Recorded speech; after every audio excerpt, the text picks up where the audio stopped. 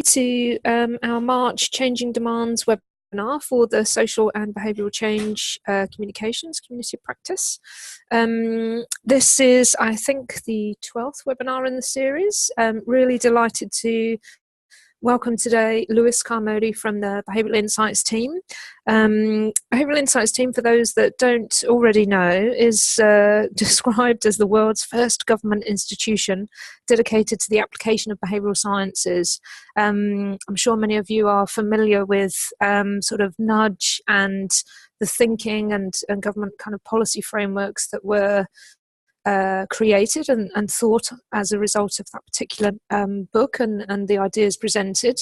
I know that some of the origins of the team kind of picked up on this and came up with some really exciting opportunities to support the application and impact of various aspects of public policy, not just helping us to pay our taxes. So Lewis can talk a little bit more about that, I'm sure, as we move forward. Lewis has worked for Behavioural Insights Team for 2 years now, working as an associate advisor. He's based in their London office.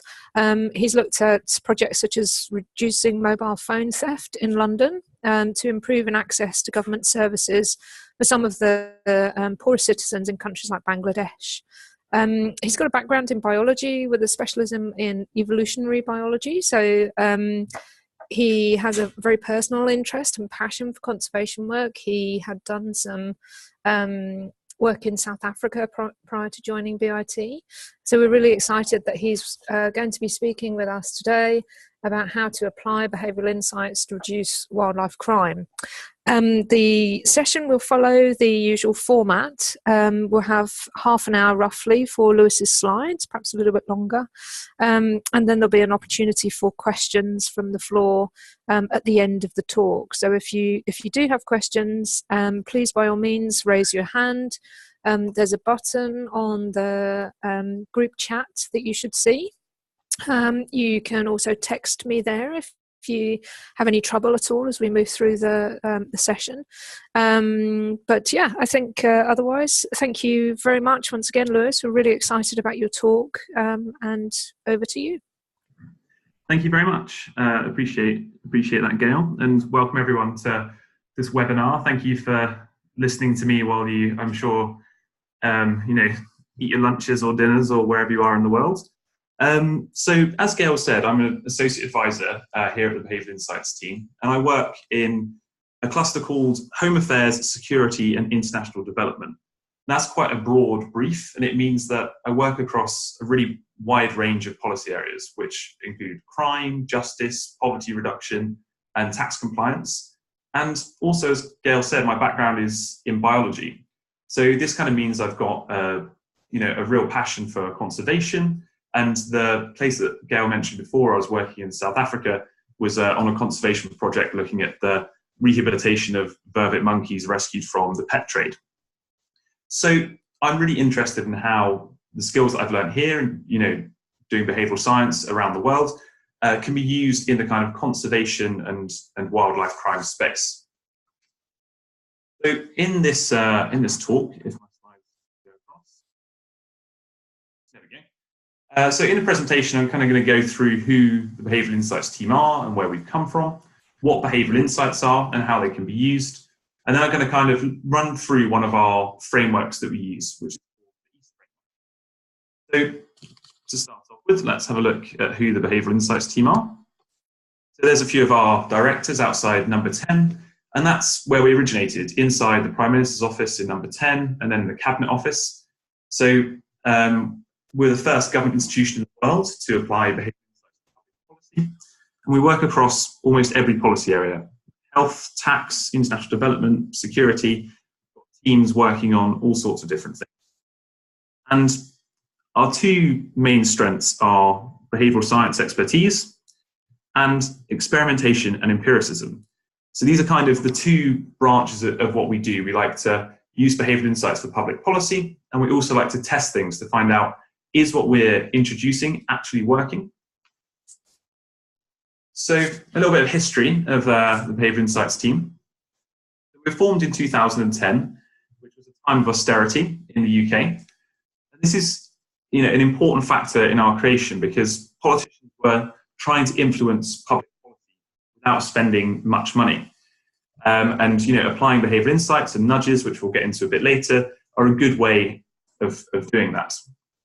So Behavioural Insights Team continued to grow, and we seconded people to the Australian government and went on to set up our own office in Sydney around 2012, 2013. And then in 2014, we actually spun out of government. So we left and became what we are today, which is a social purpose company. And we're split in a sort of interesting manner. We're a third owned by the Cabinet Office, a third owned by the innovation charity Nesta, and a third owned by the employees ourselves. And, we've continued to grow since then. So in 2015, we opened an office in New York. In 2016, we opened a small office in Singapore and an even smaller one in Manchester. And then last year, we actually opened an office in New Zealand as well. So we've got, 5 offices in countries across the world. But as you have noticed, the kind of countries I just listed and the ones you can see here are quite similar English-speaking and quite high-income countries. So how do we know what works here also works in other places?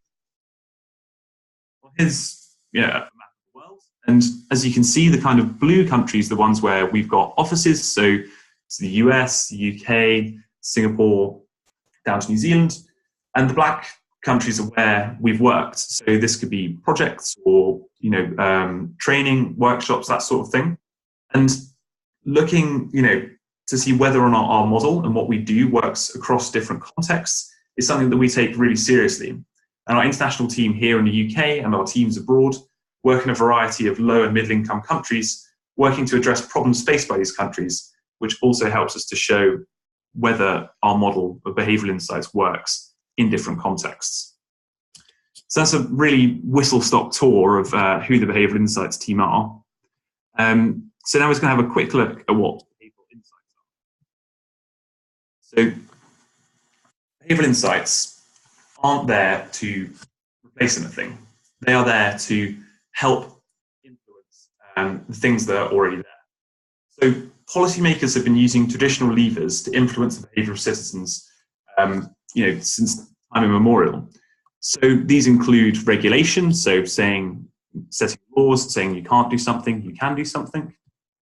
Incentives, so this includes putting taxes on things that you don't want people to do, or paying them to do things that you do want them to do. And information, so providing things such as leaflets, posters, adverts. And as I've said, Behavioural Insights is not a fourth tool. It doesn't exist on its own. It is, in fact, there to enrich each of these current ways of working. And it's all about making policy more human. So the Behavioural Insights team coined the term Behavioural Insights in 2010 to help bring together ideas from a range of different disciplines. So these include psychology, economics, public policy, anthropology, and so on. These fields, as you know, all seek to understand how people actually make decisions in practice and how they're likely to respond. So Behavioural Insights is really all about kind of understanding how do people actually behave? What is the way that they will actually approach a problem or make a decision? And using that information that we kind of gather from the literature and from our own experiences to help influence policy. So let's try and bring that to life a little with a little game. And I say game, but it's more a maths problem. So here we have a bat and ball. Now, this bat and ball costs £1.10p. The bat costs £1 more than the ball. So how much does the ball cost? Let's take a second to have a little think. So is it 1 pence, 10 pence, or 5 pence? So the answer is actually 5, which may be a bit confusing and maybe not what some of you thought it was. But if we kind of take it back, if the ball is worth 10 pence and the bat's £1 more, that makes the bat £1 10 pence, meaning the total will be £1.20. So to make the bat and the ball together cost £1.10, the ball must be 5 pence. When you add on the bat, which is £1 5 pence, it adds up to £1.10. Now that may not be, I mean, some of you may have got that, and very well done if you did, And I presented this slide quite a few times, and it still takes me a minute to kind of work through what's going on. Now, the reason you may have got it wrong, which is the same as a lot of people, is because our brain thinks that it solves this problem instantly. However, it takes a bit more considered thought to actually address the problem. So what do we mean by this considered thought? Well, psychologists in the early 1970s theorized that there are actually two cognitive systems, System 1 and System 2. Now, Danny Kahneman, the Nobel laureate, has called this thinking fast, which is System 1, and thinking slow, which is System 2. So System 1 is fast, automatic, gives you intuitive answers and happens without any effort. And this is what our brain uses when we first see the bat and ball. System 2, however, is slower, it's more reflective, and it's much more costly in terms of mental effort. It's what we need to employ to actually understand the bat and ball problem. It takes a bit more time and a bit more thought to actually get to the answer. Now, this is, important, and it's evolutionarily quite a useful thing to do, because you don't have time to constantly think in System 2. So as you can see from these examples here, if every day when you were going to take your daily commute, you had to employ System 2 and really plan it out, it would mean getting to work was a much longer process. Now, governments tend to design programs and procedures which look at System 2 and assume that the person who's getting the program or the procedure is a rational person and they're a rational end user. So that means that people think about make choices in a way that is in their long-term interests. However, we know that System 1 processes are particularly likely when people have imperfect information, have information overload, are suffering from time pressure or from stress. So probably basically everyone. And people are more likely to use intuition, past experience, mental shortcuts, emotions, and these sorts of things to make decisions.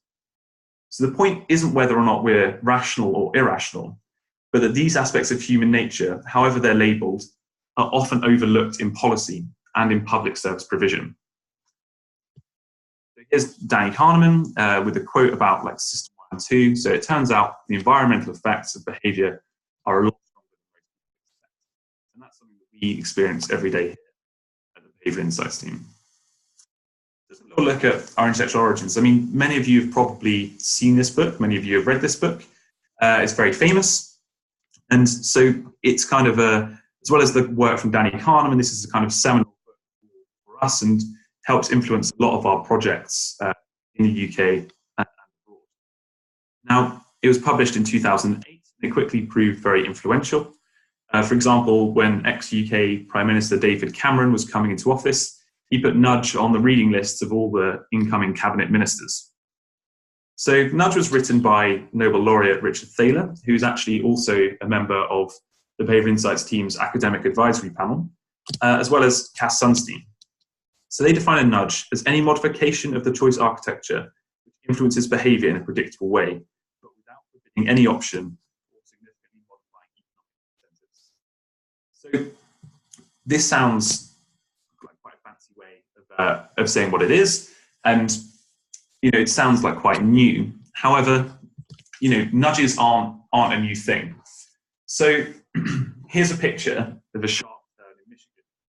And at the start of the 1900s, there were loads of traffic collisions here. You can see it's quite a steep, blind corner, and people kept crashing into one another. And then in 1917, someone had a very innovative idea, and that's to paint this white line down the center of the road. So, this works wonders, and it's on roads all across the world, and is a really good example of a nudge, because you're not stopping the cars from driving over the center line, but they will just follow it. So we kind of run through a little bit of what nudges are. And in this instance, I think it's quite easy to tell that this is working. However, that's not always the case. Sometimes we need to evaluate.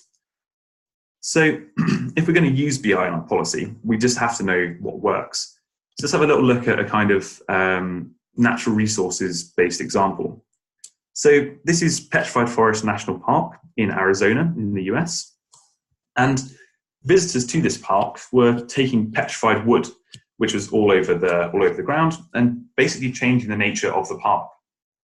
So to stop people from picking up the wood, we could do a few things. We could hire security, we could set up CCTV, we could put in patrols, but all of these are quite expensive solutions to the problem.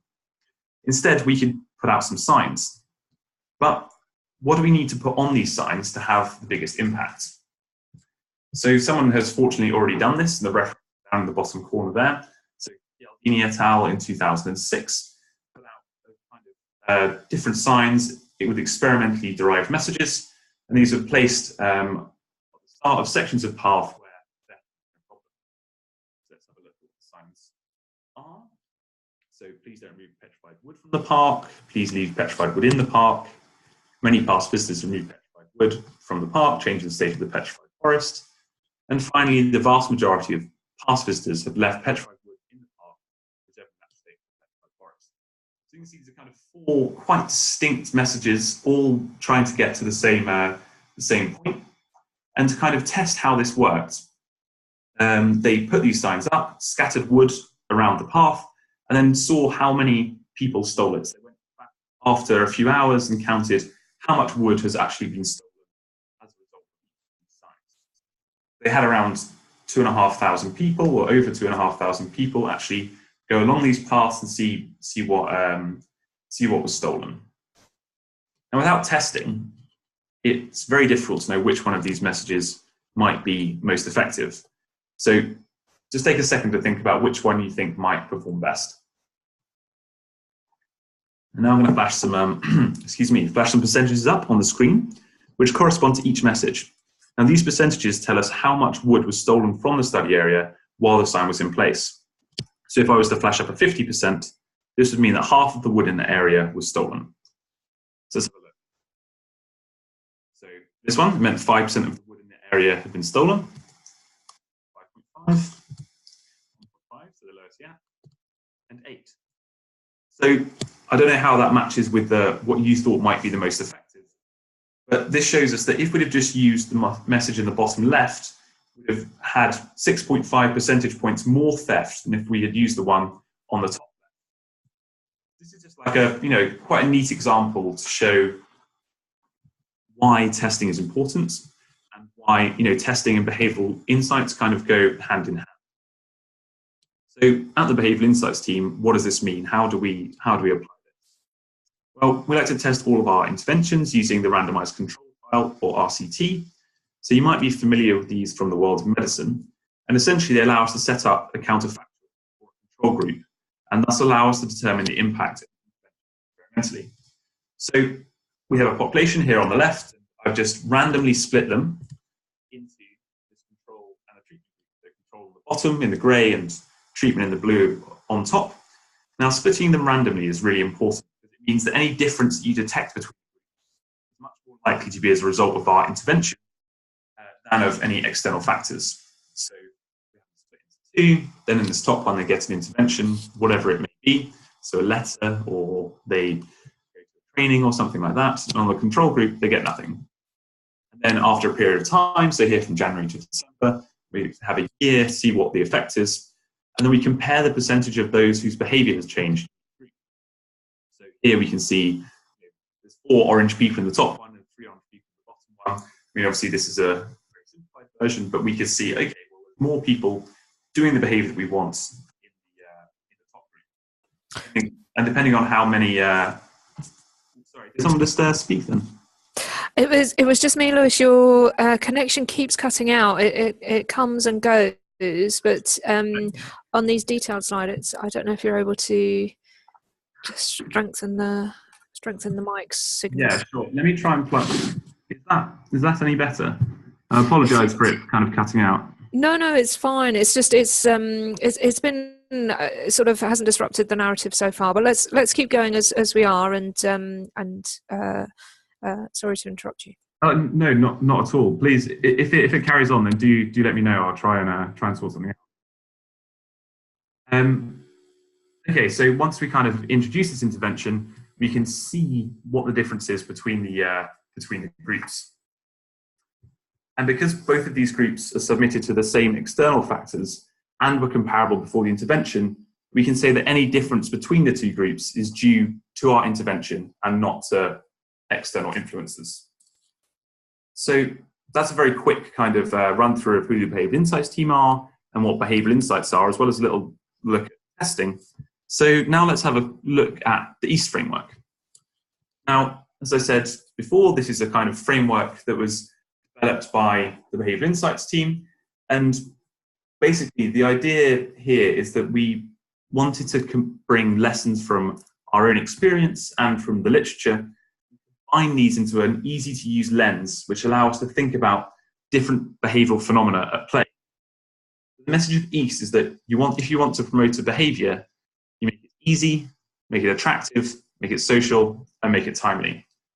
So I'm just going to run through an example of each of these, and we're going to look at what we actually mean by making it easy, for example, and then an example of work that BIT has done. So, examples of making it easy. So we have defaults. So there's a great quote about defaults from the Nobel laureate Richard Thaler, which says that you never underestimate the power of inertia. So what this means is that people are not necessarily lazy, but they're going to stick with the status quo. They're going to go with what they're already defaulted into. So a great example of this is banks. Nobody changes banks really. You're more likely to get divorced than you are to change your bank supplier. So we can utilize this for public policy. A great example is from 2012, where the UK government switched the default for pensions to one where people had to actively opt out as opposed to opt in. So this meant that the people automatically were opted in, sorry. So basically what this means is that when I start a new job, I automatically am enrolled into a pension. And one of the classic studies in the field of this showed that it meant that participation rates rose from 49% to 86% for workers who'd been automatically enrolled. Then we can also look at removing friction costs. So this is just making things as smooth as possible, removing little barriers. It's very easy to underestimate the cost of frictions. Then finally, we have simplifying messages. So this is, just basically taking out unnecessary steps, simplifying language, maybe using pictures. Now we've got a great example of that here. Now many of you, I'm sure, have seen this before. So this is, a great way of making things easy. So you see it in airports, other places with high. Basically, you see this and you know exactly what it means. The greenest face with a big smile on it is, okay, I had a good time. And then the sad face, which is in red, means I didn't have as good a time.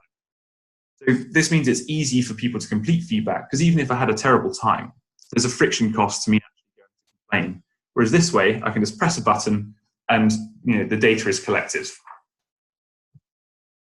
So let's have a look at how BIT have used making things easy in public policy problems in the UK. So basically, in hospitals in the UK, around 50% of appointments are affected by prescribing errors. So this is obviously quite a serious problem, because you get the wrong medicine if it's something you're allergic to, or if it's a very strong painkiller and you get the wrong dose, or it's given at the wrong time, these can all have very, very serious negative consequences. So this is how the form used to look. Now, as you can see, there's, doctors would have to write in the name of the drug, the dose is there. I mean, it's a little bit of a blurry picture, but you get the idea, and you can see the dose, they have to actually write it all out by hand. Now, there's a lot of opportunities for kind of error to sneak in here.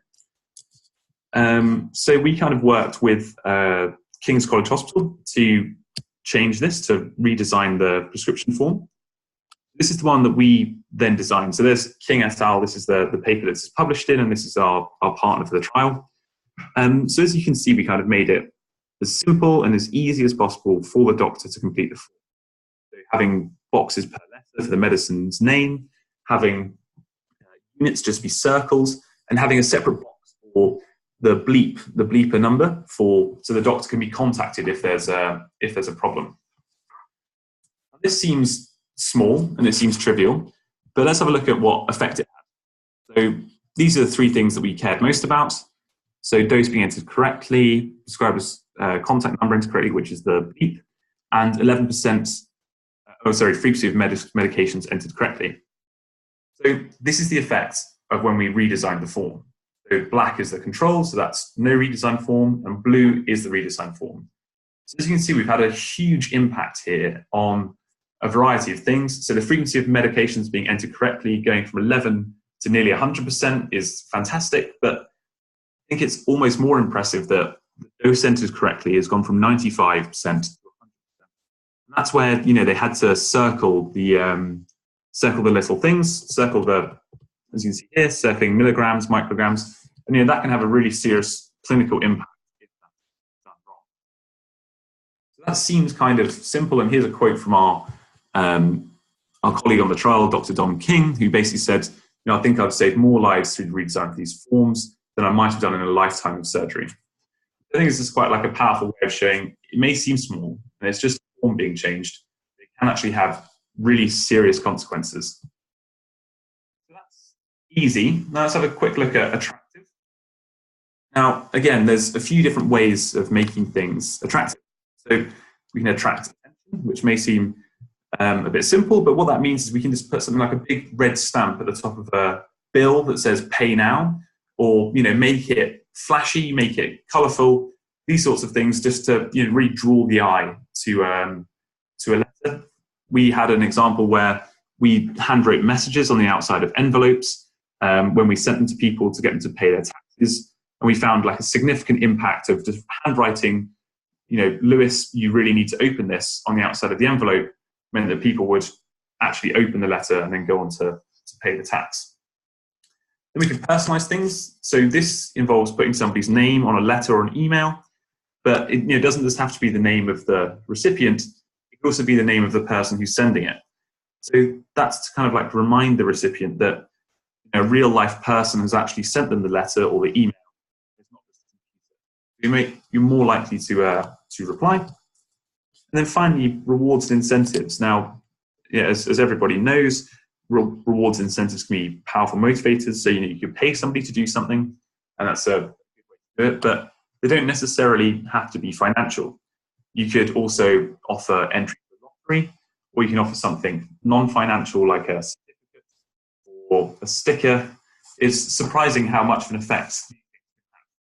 A great example of making things attractive for free by rewards is having an employee of the month. Just by putting someone's photo up, you can encourage everybody to work better, work harder. So this is an example of things being made attractive. So this is from a train station in Melbourne, which is used by around 800,000 people every day.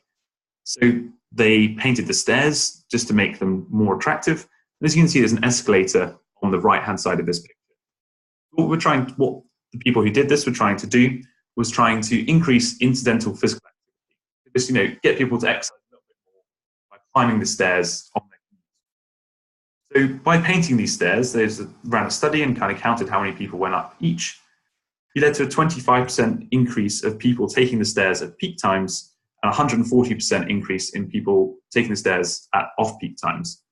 So that's like a really marked effect just by painting some steps. So how have we used this?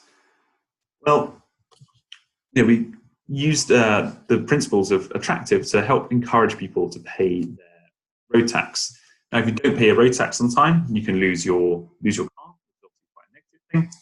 And what we did was when people had been caught more than once by a roadside camera driving down an untaxed vehicle, they're randomly allocated to receive one of these three types of letters. Got the original. This is what the DVLA, which is the licensing authority, this is what they send to everyone anyway. So untaxed vehicle warning, our latest information shows you've not taxed your vehicle. So that was our control group.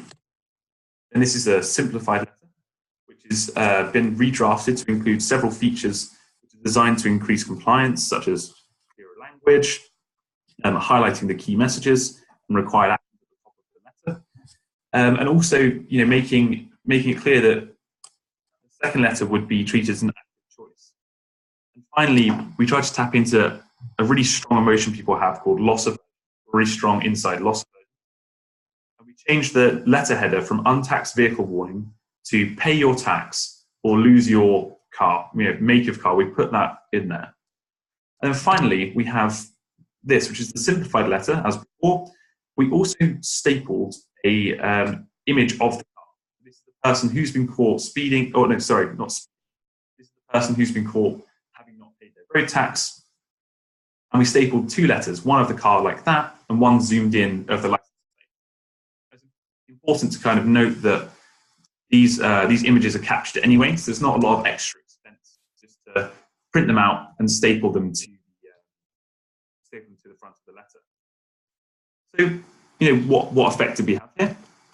So this is the original, the one that the DVLA send to everyone, and we see around 40% of people actually reply and go on to pay their tax. And here in the kind of new, the simplified one, we see a 2% increase. Increase people going on to pay their tax. And then finally, in the new with the image, we see an 8.4 percentage point increase over the original letter. This is quite a large increase of people who don't lose their car and who actually go on to pay their taxes. All just by simplifying a message and by adding a photo. Gail, has the sound sorted itself out, or is it still It's still, yeah, thank you, Hosham. It still comes in and out. I don't know whether it's your connection, in which case we might not be able to do anything about it. But certainly from my side, I'm still catching the, I would say 95% of the talk. So and any others that are losing more than that? No, I think let's proceed, and then if there's points of clarification that we can make to help people sort of understand the full picture, then let's do that through questions. But thanks, Lewis. Thanks. Sure. Yeah. No. Apologies, everyone. I'm not sure what's going on. It must be our internet. Okay. So now let's have a quick look through social. So basically, what we're trying to do here is leverage the fact that people are fundamentally social animals. So we kind of take cues from what other people are doing. And a classic example of this in one of our first trials was simply changing the wording on a letter sent by HMRC, which is the UK tax authority, which said truthfully that 9 out of 10 people pay their tax on time. This brought forward millions of pounds in tax for the Treasury simply by adding one sentence to a letter. Then we have messenger effects. So these are really important. So sometimes the person who's sending the message can actually have more of an effect than the message itself. So for example, getting the same email from your CEO or the most recent intern, you're probably going to act in a slightly different way. And then finally, reciprocity. So this is where you do something small for someone, they'll do something bigger back. One of our early trials utilized this by giving bankers sweets. And by giving them a small packet of sweets, we double the chance of them donating a day's wages to charity. So here's an example of social, which I'm sure everyone is very familiar with. User reviews are everywhere in our life now, and they can really influence the way we make decisions. So for example, which one of these cafes would you most like to go to? The 5-star one on the top, which says delicious Persian meals and cakes and has great reviews, or the 2-star one at the bottom with the review of terrible and disgraceful manager. We don't actually have very much information about each of these cafes, but we just tend to trust the crowd and trust what they're telling us. So we've used this in multiple trials, but here's one of our ones we're proud of or most proud of. So we're kind of looking to reduce the amount of antibiotics prescribed because, as I'm sure you all know, overprescription of antibiotics can have really serious consequences and is having very serious consequences. So we identified, as you can see, 3,200 or so doctors in high prescribing practices and sent them letters. So here are some of the letters. This is kind of like example of what we sent. And we kind of did a few things to this letter to try and make it as impactful as possible. So first off, we made it easy, gave them 3 actionable steps for reducing how many antibiotics they prescribe. Then we got a really high-profile messenger. So Dame Sally Davies, England's chief medical officer, was the one who signed it and put seal of approval on it, if you like. And then finally, we made this letter social. So we made it really clear, nice, bold letters in the middle, saying that the great majority of practices in London, or wherever they were, prescribed fewer antibiotics per head than yours. This is really bringing home the fact to the doctors that their peers aren't really prescribing as many antibiotics as they are. One final thing we did was just including this leaflet to give to the patient when they came to the doctor's office, because they're expecting a prescription. We're giving them this almost as like a substitute for getting a prescription. This is information about self-care. Now, doctors were given these leaflets, sent this letter, and what we looked at was the difference between antibiotics dispensed per 1,000 people in their area. So we looked at, we controlled the population. So as you can see, this little orange dot here is antibiotic prescribing rates for the 2 groups before we sent the letter. And then, so this is the controls, these are the people who didn't get the letter. And then this is the treatment. So these are the people who did get the letter. So what we can see here is each of the months, for 6 months after we sent this letter, there's a significant, and this is statistically significant, drop in the amount of antibiotics prescribed per practice. And this is, we thought this was quite impressive, and we wanted to see whether or not we could maximize the impact of the letters on antibiotic resistance. So we also sent the control group the letters. And we found that they basically, the difference between them disappeared, which really gives us extra evidence that these letters were having an effect. Because now the control group and the treatment group are both reducing how many antibiotics they sent, or they prescribed, sorry. So just as like a quick summary of this trial, that the letter saved over 73,000 doses of antibiotics being prescribed across nearly 800 practices. And if we had have sent this to both the treatment and the control groups at the same time, we reduced England's antibiotic prescribing by 0.85%. This is quite an impressive amount, because the NHS in 2015 introduced a £23 million fund to incentivise GPs to reduce their antibiotic prescribing by 1%. So we have nearly hit 1%, and our letters only cost £4,000 to send. And finally, there's a prescription cost saving of over £92,000, but we can't be sure that we haven't introduced other costs. So this is just the kind of saving from. And then finally, we're just going to have a look at Timely. So Timely is the fourth part of the beast. And Timely is got a few different parts. So we've got prompts. Giving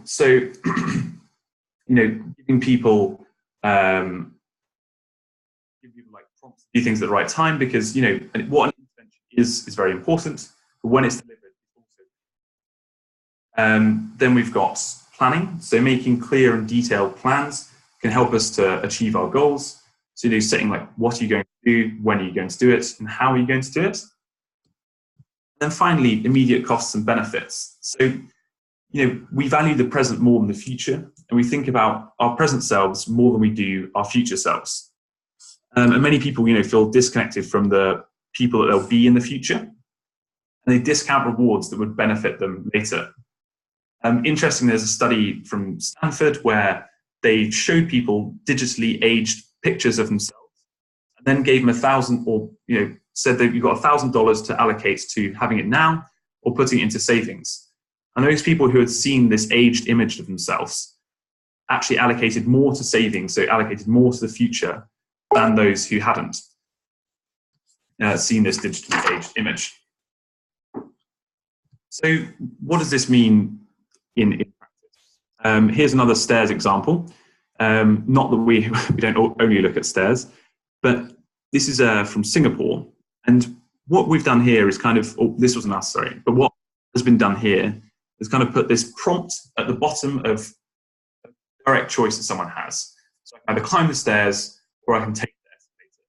This is a really timely moment. I'm either going to do one of two options, one of which is healthier because I'm increasing how much activity I'm doing, and one is, nice and easy going up the escalator. So just by putting this prompt here and, helping make it a bit more attractive as well, led to a 48.5% increase in the likelihood of people taking the stairs. Now, in a review of 25 studies, Nokan et al. In 2010 found that these kind of point of decision prompts increase the rate of stair climbing, across the board. So this is kind of just an interesting thing of, how having a timely reminder can encourage you to do something. And again, at BIT, we've done this on a quite difficult problem. So this is increasing the diversity of the police in the UK. So in the UK, the police force is not representative of the population they serve, in the fact that there aren't many Black and minority ethnic or BME people in the police force. So to try and rectify this, BIT worked with Avon and Somerset Police to increase the success rate of people from a BME background when taking a situational judgment test, which is a key part of the recruitment process and has been identified as a key point where people of a BME background actually drop off.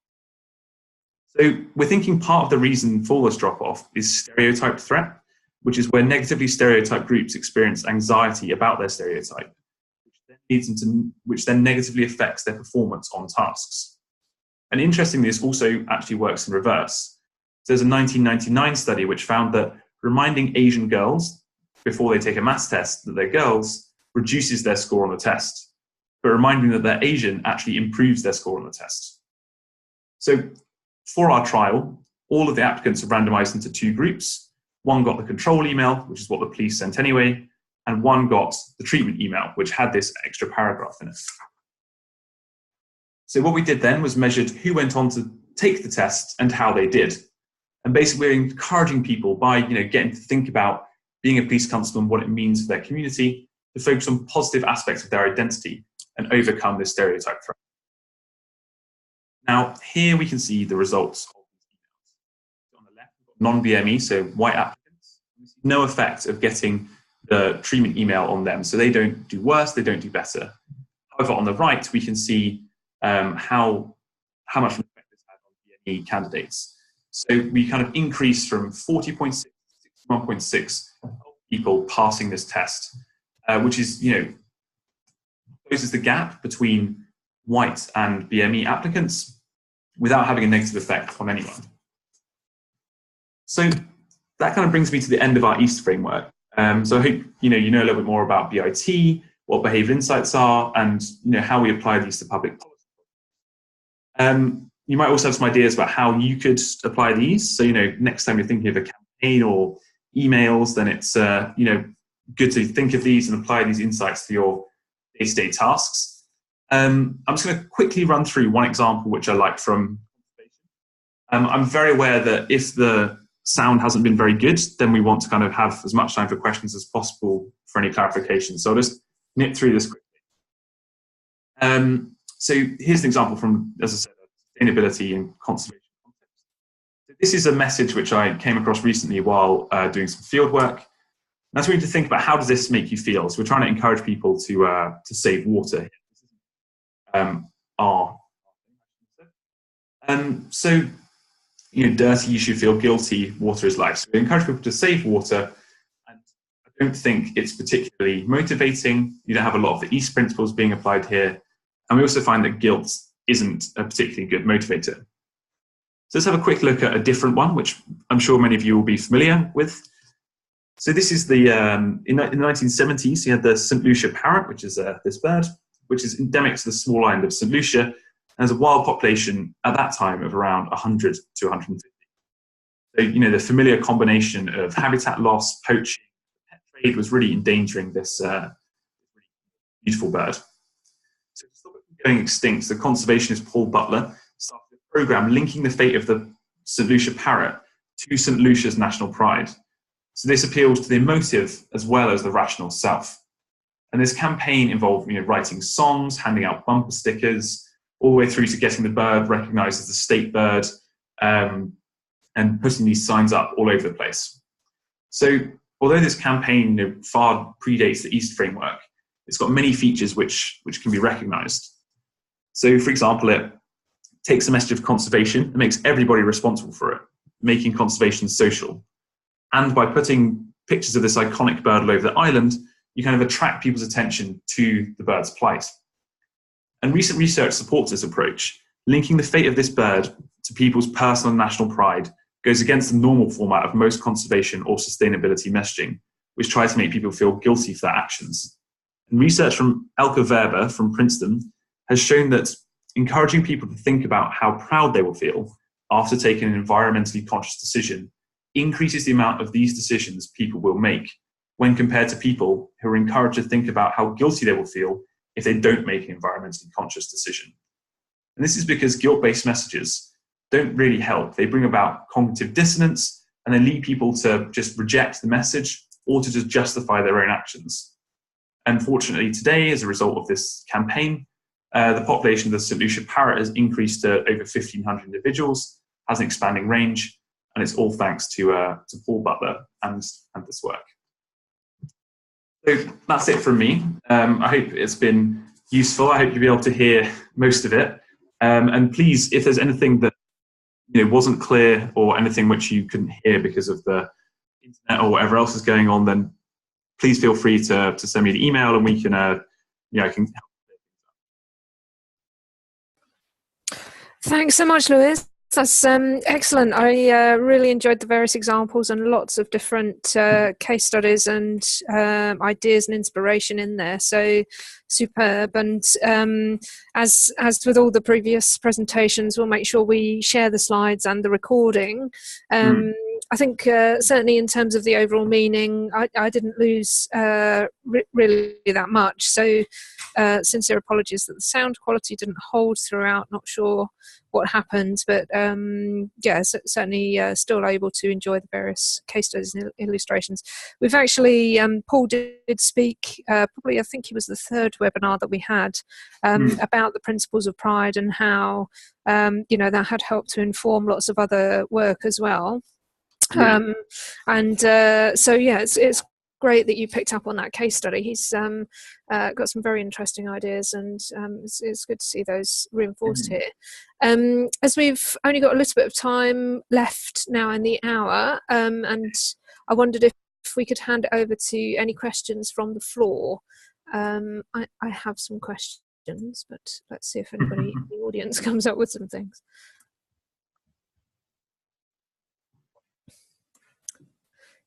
I don't see any hands up or unmuted mics for now. So the first one that I would ask is, I'm a huge fan of Cialdini's Principles of Persuasion, and great to see that study in the Arizona forest come up again. I think it's one of the few looking at the use of subjective and injunctive norms and their influence in message framing over illegal behaviours. One of the challenges that we have as a community, obviously, is that a lot of what we're trying to influence is illegality, and regulation definitely has a role, but so does message framing and trying to understand a little bit more the differences between classic learning around behaviour change and how you actually switch that for when it's trying to tackle illegal behaviour is a fascinating field we need a lot more evidence and insight into, I think.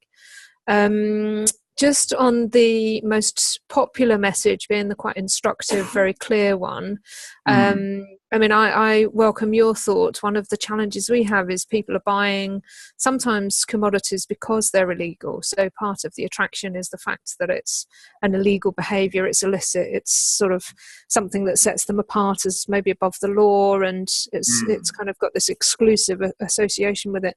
Do you think that that would influence which message type would work best, or do you think that still the learning from that quite famous study now still applies? Yeah, that's a really interesting question. I mean, it's something that we tackle here relatively often. We as I said, I work in the crime and justice space, so quite often looking at illegal behaviours. How can you encourage people to change those behaviours? And you're completely right. You know, it's difficult to necessarily apply, you know, the same messages for illegal behaviours or for legal behaviours, especially when there's some form of prestige associated with it. Now, whether or not these kind of direct, more simple negative message compared to the nice, you know, socially influenced message, which when I first saw this paper, I thought would have the larger impact. You know, it's really difficult to say. I mean, we like to test, as I said, we test these things, you know, really robustly, just because we aren't really sure what's going to have an effect. I think that it's important to be led by the literature in a lot of ways. So if we are coming across, you know, a good social norm messaging, then we can, you know, utilize that. But whether or not something works in a particular context is something that we kind of, you know, we leave, well, I say leave, but we kind of, that's why we run the RCTs, that's why we do this robust evaluation, because we're never really sure what's going to work, especially in other contexts, especially when things are taken from here, which is about, you know, putting signs out and getting people who are walking through a forest to not take wood, through to, you know, very complicated, very entrenched behaviors which have prestige attached to them, such as tiger bones, rhino horn, those sorts of things. So I'm not sure if I necessarily answered your question there, but I totally agree with you that it's a difficult one to try and tackle. I think, yeah, and one of the things I'm quite interested in as well is the sort of cultural context. I do think people's familiarity with these sometimes very instructive, clear messages is it makes them in focus groups a definite preference. Sure. And I wonder the extent to which, you know, when people say yes, you just tell me and I will do it, whether that's actually going to lead to the best behaviour change. So it's sort of interrogating that a little bit and getting your opinion. To kind of pick up on that point, the social context of things is something that we are really interested in. So, you know, because especially in our early days, we focused a lot in the UK, a lot of it was on tax, and we had these messages, you know, 9 out of 10 people pay their taxes on time. And does that translate to a completely different culture, a completely different context, and a different language? So to like kind of test this, we did a trial in Guatemala where we kind of looked, could we use the same social norm messaging to impact the amount of people paying their taxes? And interestingly, you know, we tell the truth when we do these things. So in the UK, about 9 out of 10 people pay their taxes on time. In Guatemala, it's more 6 out of 10. So we were, you know, a bit concerned that maybe that wouldn't have the same effects. But, you know, on the advice of the tax authority over there, they said that that's quite good. People will be happy with that. So we kind of ran the trial anyway and found out we had a very similar effect, even though, you know, to us it seemed quite strange that there would be like there's only 6 out of 10 people paying their taxes, but we saw a similar effect, even though it's the same thing in a different context. Okay, that's very helpful. Thank you. Yeah, I look forward to perhaps having a follow-up discussion with you about that. I just, while we have some still some more time, any questions from the floor? Either unmute and go ahead and ask. I don't know if everybody's seen the raise hand function in the right hand of your screens.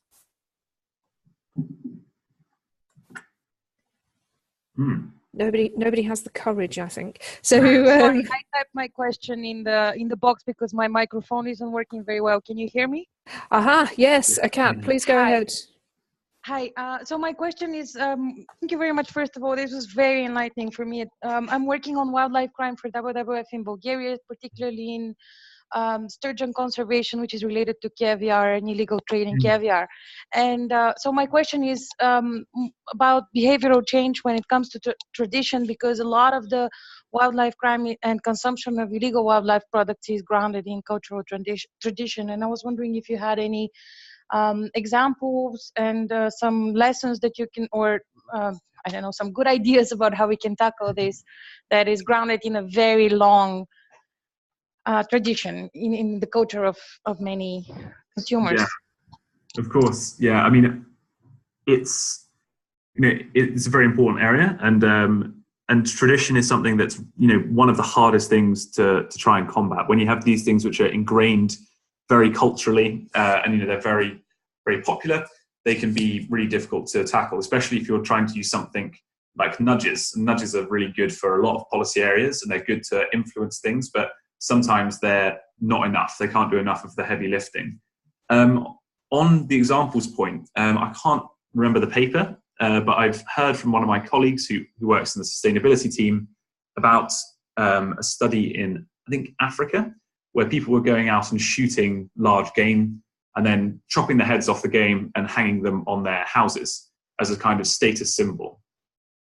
And there was a large behavioural change program where they essentially pointed out that, well, how do I know that you've actually shot that wildebeest or whatever it was? So you could have just stolen that from someone else, or you could have found it dead. So the whole point was replacing guns with cameras. So instead of shooting the animal, you had this thing of, well, take a picture of it, and then I know you've got close to this large bull elephant or whatever it is that they were initially shooting. I don't know much more detail than that. We kind of mentioned it in passing a little while ago, and I'm not sure how directly it relates to sturgeons. But there are things that can be done to change behaviour in terms of tradition. But although I risk sounding like a broken record, they are particularly difficult areas of behaviour to change. But it doesn't mean it's not worth trying. And behavioural science can help to improve any policy, or normally help to improve any policy that is going to go into place, just to try and think about who it is who's going to actually be interacting with that policy. I hope that went some way to answering your question. Thank you. That's okay. Thanks, Count. I think it does, it goes beyond sort of traditional behaviours in situ to sometimes much broader issues as well. So it's, for me, about the point of where you're trying to influence the behaviour change, and maybe it may not always be the actual users of a product or the purchasers of the product, but it may be those that provide a gateway to that. And so thinking very carefully about where you invest your effort, I think that's absolutely key. And who you engage, I think it's critical for external organisations to not kind of interfere with something that could perhaps be seen as culturally insensitive. There's lots of complexities around traditional behaviours that should be considered as part of any behavioural intervention design. It's some interesting kind of illustrations and case studies that we have on Change Wildlife consumers around traditional medicine use and engagement of sort of traditional medicine administrations to try to influence. That's been very interesting. So happy to have further discussion about that. Any further reflections? We're almost at time now. So Hisham's got one there as well. Yeah, go ahead. Yeah, thanks, Louise. Again, I really enjoyed the great examples that you just gave for the presentation. I think I have two questions for now. The first one is which approach, in the EAST framework is critical, for example, in applying to those who are diehard buyers, for example, in the EAST framework that you just mentioned, what's the best balance of effort, for example, to, apply to those with extremely sticky behavior? That's the first question. And the second question is, do you think certain aspects of the framework are more relevant to certain culture or for certain types of behavior? Okay, I mean, if I take I didn't quite hear the first part of the question, but the second one about the EAST framework and how are certain parts better than others, I mean, or more relevant in certain areas. I think that it's interesting. It's an interesting point. I think that making things easy is something that really cannot be understated. I think to my mind, easy and social are the two things which I have found to be very impactful. So making things, especially if you're trying to encourage reporting, or you're trying to encourage people not to take bribes, for example, if you're working on a smuggling thing or something along those lines, using easy and social I find are really quite good, taking the action as easy as possible, and making you responsible to your peers, your friendship group, your colleagues. They can be really, really effective. And so I didn't quite catch the first part of your question. So do you want to maybe? Yeah, so I guess, like within the EASE framework, for example, if we want to target very sticky behavior, how do you find the balance between, like, easy or timely, like which one would you prioritize, or things like that? Yeah, I mean, again, we're normally, when we do these things, we're driven by our own internal experience and of course by the literature for particularly sticky behaviors. I mean, I think tax is quite a good example. So people not paying their taxes can be like quite culturally ingrained. And I think that's where, the message of 9 out of 10 people pay their taxes on time, or 6 out of 10 people pay their taxes on time, can have like a really large impact, because it's making you aware that although it's culturally ingrained, other people aren't doing it. So it may be, you may have it as a tradition for you, but other people in your area, other people in your group may not be doing the same thing, and you may perceive that they are doing the same thing. You may have an incorrect picture of the social norm. So I think communicating that to people is a way to help get past particularly sticky behaviours. Thank you.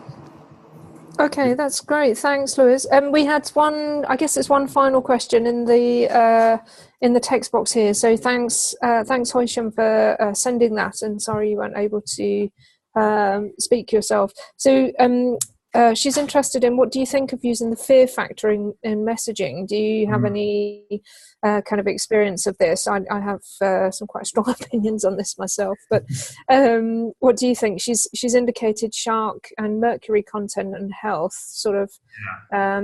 If you're familiar with this, it'd be great to get your insights.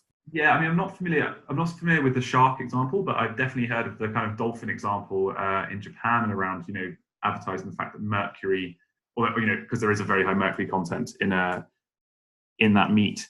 I think that fear can be useful in some ways. There's the classic study of having a pair of eyes over a bike lock rack, so people lock their bikes up in a few university towns in the UK, and by putting a pair of like staring eyes as a picture over those, reduce the amounts of theft that were happening there.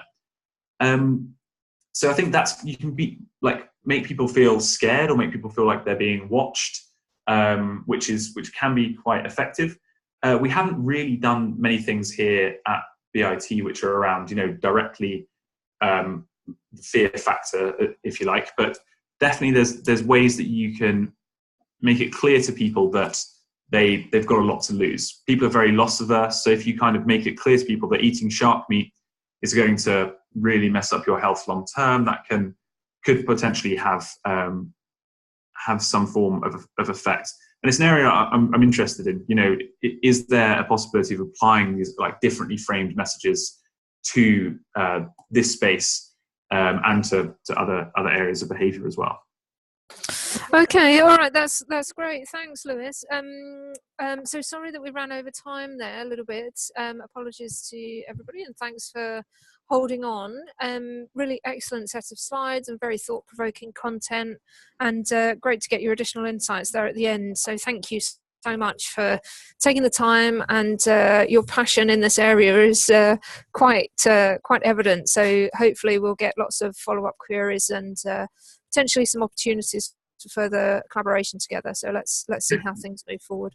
But in the meantime, thank you so much, and we'll share the recording on changewildlifeconsumers.org. Please do put any additional comments or reflections on the discussion forums there if you have them. Otherwise, thanks to Lewis, and good afternoon, good evening, everybody else. Thank you very much, everybody. Thank you very much. Really appreciate it. Great. Thank you. Bye-bye. Bye-bye.